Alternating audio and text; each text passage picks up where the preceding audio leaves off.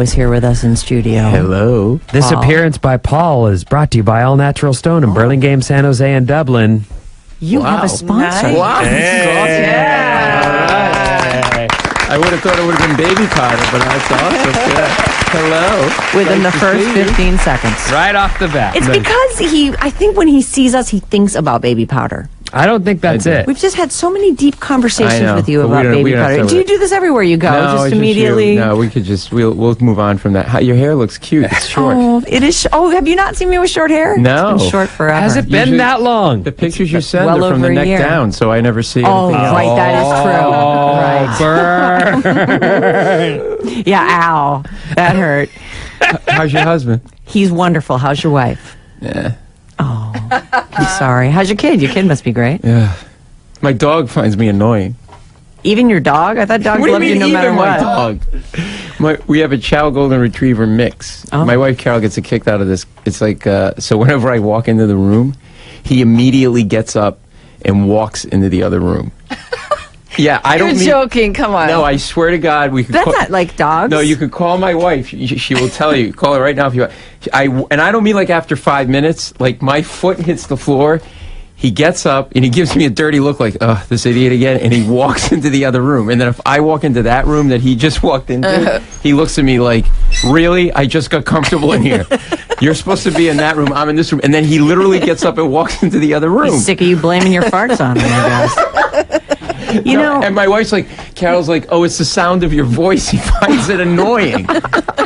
Wow, why do you never shut up? that sounds like her answer, but okay. I'm like, what do I sound like, fireworks? I'm not sirens. How could you find me annoying? And I saved that dog's life. Oh. We adopted that dog at a place called Bidawee, and we go in. Bidawee? Bidawee, it's in the Midtown Manhattan. It's like a private pound. We went to different pounds and kennels and stuff. So Yeah. anyway, so we go in. Oh, and by the way, the farther you go up into like the Bronx and stuff like that, you could blindfold somebody, walk them into a pound, and you could tell in the neighborhood the ethnicity and the race of the neighborhood. Because way up, like in the Bronx and like Harlem. Uh-oh, this feels like it's going to get racist. A little Go bit. ahead. No, there's pit bulls and like Rottweilers, and then as you go farther down into New York, like into the fancy sections of New York, it's all like poodle dogs, Poodle and like Yorkies. it's just stuff Chicken like that. dogs, Yeah, got it. Exactly. And All right, vaguely racist, but Yeah, exactly. I we'll let can it get more go. racist if you want. No, we don't. I got in a fight with That a is TSA agent. It was not last night, and I lost my bank card. How'd you do that? Because I was getting in an argument with the TSA agent because she was rude, and I told her to stop being rude, and I think I dropped my card somewhere. Then the other agent standing next to her, I go, you could say something. He goes, what do you want me to say? Get in line. Like they're both yelling at me. I'm like, and then I go, You're a difficult person. I mean, almost going to fight over soup. like what? Over soup. He looks my around God. like, yeah, You right? guys know, right? Soup. It's, contentious. Well, it's not. It's just because you don't. All right, so I go into the deli, right? I got my kid with me, and we double park on 3rd Avenue. Anyways, we're going, and I'm like, okay, I want to get some lunch. So I go into the thing, and it's Italian deli I like to go to, and there's like 4 crock pots of soup, and I'm like, ooh, I'll have some soup. I like some soup. I'll have some soup. Now you got to look at your soup. Because they could screw you on the soup, especially the chicken noodle soup. It's all stock, no broth. They shortchange you on the carrots. Okay, you got to look. So I open the lid and I lift the ladle. This is all true, by the way. And I go, nah, not today. And I close the lid and I turn to my left to leave. And as I turn to my left, there's a guy in a suit giving me the stink eye, like the dirtiest look, like just nasty. Now, I know this is my moment where I'm not good, where my wife Carol's like, you got to just leave it alone. Right. Everybody here, everybody listening's like, leave it alone. What do I say? What are you looking at? And then he goes, I swear to God, then he goes like this to me. He just like this. He goes, what were you doing to the soup? I'm like, what? He goes, like really conspiratorial, like, what were you doing to the soup? I go, I was looking at the soup. Why were you looking at the soup? Because I don't know, what are you, the soup Nazi? I said, I was looking at the soup. What's business yours? He goes, I think you did something to the soup. And then he blurts out in a deli in front of 20 people, you put your hands in the soup.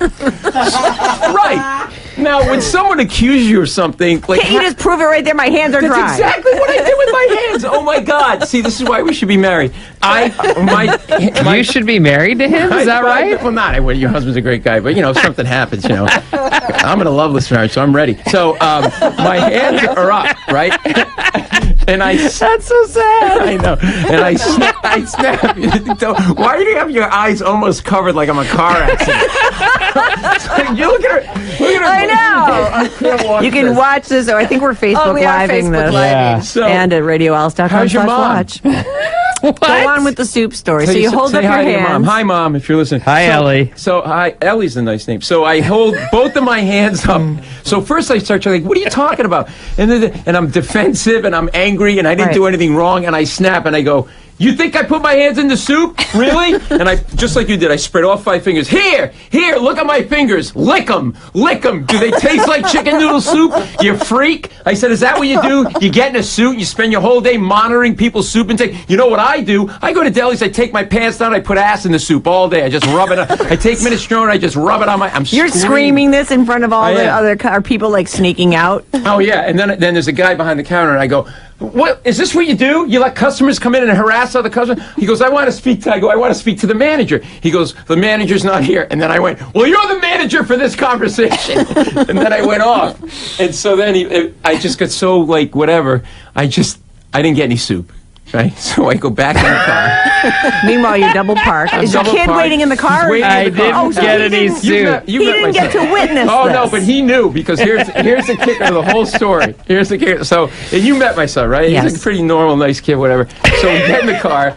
Now, he's laughing his head off because he's seen me do this like a million times where I get into these conversations. That's why he doesn't go in the deli with you anymore. Yeah, exactly.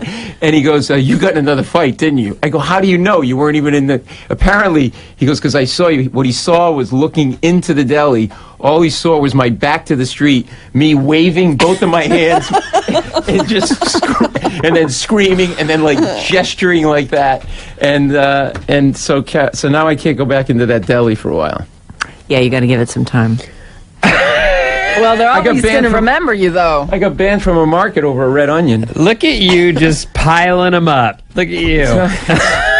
I make trouble wherever I so go. we don't learn anything from these experiences? This is just, Well, well, I the woman know wouldn't this break always... The Here we woman go wouldn't- again. The woman wouldn't break a 20 over a 45-cent red onion.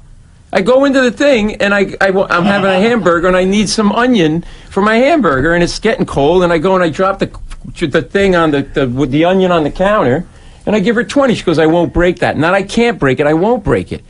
I go, what do you mean? She goes, well, it's too big a bill. You got to give me something smaller. You got to buy more. I go, well, I don't have a smaller bill, and I don't want to buy more. I just want the onion.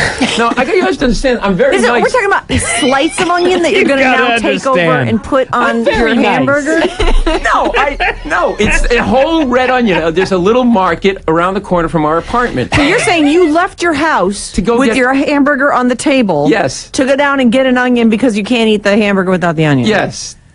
Well, this is why it's not easy to be married to me. But I was Oh, going this to is the guy, I watch. remember now. He's got like a whole breakfast thing. You can't make both pieces of toast at once. You got to give him one hot piece when he first sits down, and then you have to put the Right. second piece in and butter that. Clearly, he needs like a wait staff Look to at be. you memorizing Yeah, his routines. remember I don't that. remember any of that. That's unbelievable. I didn't even know I told you that. Yeah, because by the time you get No, the second, I just realized when he said it's hard to be married to me because of the onion thing. Like I just went, oh damn, he's the guy with the breakfast timing issues. Well, because by the time you get the second piece of toast, it's just a giant crouton. That's all it is. Who wants to eat that with eggs?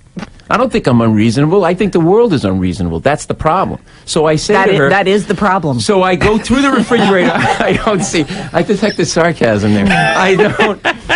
So I go in the refrigerator. I really feel like when I come, I love it because you're both 3 or 4, and it's like therapy, and I can get it. Yeah, go ahead, please. Because All the way I don't around the really room. think I'm Yeah. crazy. I think that people don't care. Oh, last night was a whole other thing. So, with the thing, and then they didn't have and the guy couldn't unlock my room, and I'm like, why would they put you behind the desk if you can't unlock my? All right. So anyway, so I go in. Okay, so I have nothing in the refrigerator. I can't find an onion. I just want onion. Okay, because then the hamburger's just a piece of meat. So I go across the street, and it's a little market. I go to it all the time for like years, and I put the onion thing. She goes, I won't break it. I go, no, you have to break it. She goes, no, I'm not going to break it. I go, what do you mean you're not going to break it? I'm buying it. She goes, no, I'm not going to break it. I go, I'm not. And I said, well, I'm not going to buy anything. I said, well, this is how this works. I go, you should have change because you're a store with a sign and everything and stuff. And like, I give you the 20. You couldn't just say, I live right across the street. Can I come back with the 45 cents later? It's 45 cents later. You see see me all the time. Okay, probably should have said that.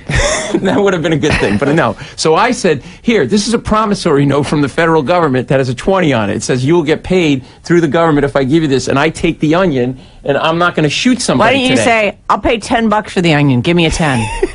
It means it is that important to me that I have this onion right now. I should have done that. So I said, she goes, no. I go, well, I want to speak to the manager because, I'm that guy. So she Meanwhile, your hamburger's congealing. Yes, exactly. So she sends me around the corner to the manager, and it's a 20-year-old kid with his hat on back who's moving lemons around. And I'm like, there's no way this kid's no managers aren't redistributing fruit. There's no way this guy's a manager. This is BS. It's a little local market. Yeah, well, but still, you have to have a manager when you have some insubordinate behind the counter and won't give you your onion. So I say, he goes, sorry, we don't have change. And then I snapped. I go, are you running a children's lemonade stand? How do you not have change? You're a business with a door with a bell on it. Like, now I start going, right? Yeah. He goes, then he did what you suggested. He goes, I'll tell you what. He goes, take the onion, come back tomorrow and pay for it. And I went, no. I want to think I achieved something in my life. I don't want number 6 on my things to do on Wednesday, pay for red onion. I got stuff to do, right? So now I'm like... You're just a jerk. You're just a jerk. No, I don't think I'm a jerk. Maybe that made me sound like a jerk. Because when he said, take the onion, pay us later, he was just giving you everything you needed. You could run back home, eat your burger, and get him another time. She just started her shift. She had a new cash drawer. She didn't have the change that she needed. The 20 would have taken all her ones and all. You gotta. You're so New York. You need to relax. I know. You're so New York. God, the hostility in you. No, it was. So I took the onion anyway. Here's the thing. Of course you did. This? And Okay, I go ahead. home, and it's just like, so it's all. See, it all comes back on me, whatever. So I cut the onion up. The hamburger's completely ruined. Cold. Right. I missed like half the game that I wanted to watch. So I go into the refrigerator to get a beer, and I looked at one more bin, and we had a red onion in that bin. I missed it. Of course you I missed the did. whole thing because. So yeah. Paul, I'm tired now. Paul Mecurio. You are exhausting. Paul is at the Punchline starting tonight, running through Saturday, right here in San Francisco. I'm concerned. I don't recall the last time I've seen anyone as pale as you. My son spends 90% of his time in his room, and I think he's like... My Look at wife how says white his arm. Like, are you like a sunscreen addict, or is that my wife says I should take more vitamin D. Would that help me have color? I don't know. You could just go out in the sun once in a while. But there hasn't been a lot of sun in New York. I've been in New York. It's not like here. Seriously, but yeah. Do you work all night? Is it? Yeah, I assume that you're. I can't remember seeing anyone as pale as you. I'm concerned. Is all. Take a walk in the park. I think that's what she's trying to say. My luck, I'll get in a confrontation with a pigeon or something. I was going to say it might be relaxing. I went, no, he'll run into other New Yorkers who are just as eager to get in a fight as he is. No, I'm not eager to get in a fight. Okay. I'm eager for people to do what they either should do, either in terms of their job, or they should do morally and ethically. That's all I want. That's all I want. I got charged $7 for a scoop of tuna. I got screwed. You don't screw. Well, who does that to people? There's a whole other story with that, but we won't get into it. So that's all. You're right. I am pale. I'm just in all the time. I'm just constantly working. I'm running around. I'm doing shows. So we should explain that, Paul, you are now writing. You're part of the staff. I'm part of the staff contributor, like for the Late Show with Stephen Colbert. Yeah, which is a pretty huge gig. Yeah, dude. it's pretty crazy. So are you super happy and proud, and it's your best work, or what? Yeah, I mean, it's really great that the show is getting like ratings now, and we have Trump. Yeah, that's a thing. It's always a good thing. We have Trump. No one wants that meeting. Well, you don't have ratings. Yes. No, I feel like he's really hit his stride, and that he actually feels more confident, and it feels, the show just feels really good. Yeah. Are you, they do the little video opens. What are those called? The little cold opens. Cold, is that what it's called? Yeah. Mm-hmm. So he every night there's a little one of those, and I've actually started to kind of look forward to those. At first, that was a little on the stunted side. Yeah. Now they're getting more pretty organic. good. Yeah, that was the idea. I think the feeling was we did a few, and that was your idea. Everything. The whole show was my idea. Well, of course. Paul Mecurio, everybody. Are you kidding? Come on. I believe it. You want ratings? Get Paul. Right. Better call Paul. You better call us like a bad lawyer. You guys really, I know you wouldn't come together, but individually when you come, you're going to come to the show, and you're going to come see the show. I called Paul a couple weeks ago. I'm like, hey, it looks like we're going to be in New York over the week of April. Soon. Yeah, if we're going to go out and check out a college or two, and we're going to be, we're going to come to New York. It's going to be. He goes, okay, but don't come the week of the 10th. We're dark. I'm like, okay, well, that's the week I've got. So Actually, Well, it's the spring break. It's that's why we're Actually, off. That's why I was like, everyone's of course they're off. we Right. weren't dark, but she told me the date, and I asked the show to make it dark. So, well, why don't you try to? Can you move it a little bit, or it depends on the No. school thing? No, we have that week off because the kids got the week off from school. But you We're know gonna go what? look at You'll still get to schools. spend quality time with the moi. I don't know. All right, then you and my wife can go out now. Yeah, we'll go. I'll go buy red onions. The cold open thing was like, it just kind of, it's all the best stuff you fall into, like Back in Black on The Daily Show.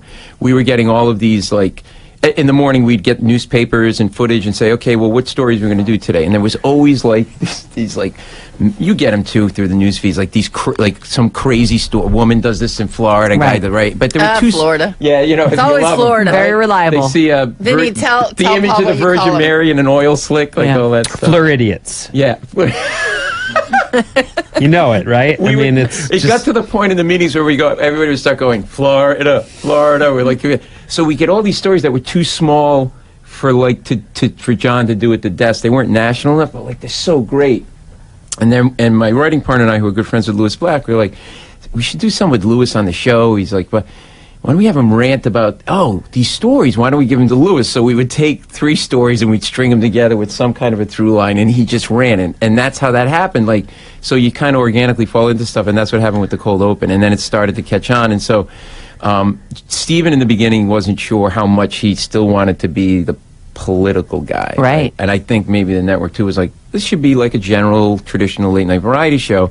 He also had to get comfortable doing stand-up. Like, we would do test shows, and then he and I would talk about his stand-up. Well, because he was... You were the grading him. consultant. That sounded stupid. It is true. The monologue is 5 minutes of stand-up. And Yeah. he's a guy who's been sitting behind a desk for however long. Well, it's tricky because it's a really big space and there's 2 levels. So it's the only late night show like that. So you have to kind of play up. You have to look up to at least acknowledge those people and stuff like that. So he would do test shows, and then I would put him through his paces and heckle, "You suck!" just to see how he would handle it. No, so he got really comfortable in that space, and then this Trump stuff in the primary, and then it was like, how do you not? So if you charted it, like you'd see in the beginning. It's easy to chart. A little bit of politics, Yeah. then a little bit more. Right. Now it's the entire monologue, pretty much, and it's working. like- It's great. He actually, whether he wants to or not, he's great at that stuff. I know. We're out of time. Oh, wow. You're coming back for the Secret Show, though, yeah? I am. Yeah, so we'll see you in 45 minutes or so. Paul Mecurio, you are a delight. You're a sallow, vampiric, pale-skinned Where are you gonna be? delight. I'm going to be at the Punchline tonight, tomorrow, and Saturday. And well worth checking out. We love Paul. Why don't Thank you come and see me? I'm busy. I have things to do. I've seen you. How many times do I have to go to your show? So Paul is going to join us on The Secret Show. Thank you so much for being All right. here. We'll be Love right you back. guys. Thank you.